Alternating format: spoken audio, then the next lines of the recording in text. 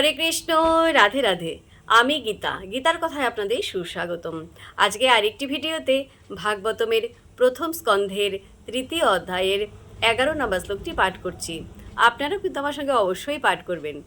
ওং নমো ভগবতে বাসুদেবায়, ওং নমো ভগবতে বাসুদেবায়, ওং নমো ভগবতে বাসুদেবায়, ওং তৎসৎ। হরে কৃষ্ণ। শ্লোকটি আমার সঙ্গে উচ্চারণ করবেন। ষষ্ঠম অত্রে অপত্যত্তম বৃত প্রাপ্ত অনসূয়য়া আন্নিক্ষি কিম অলর্কায় প্রহ্লাদ আদিভ্য উচিবান।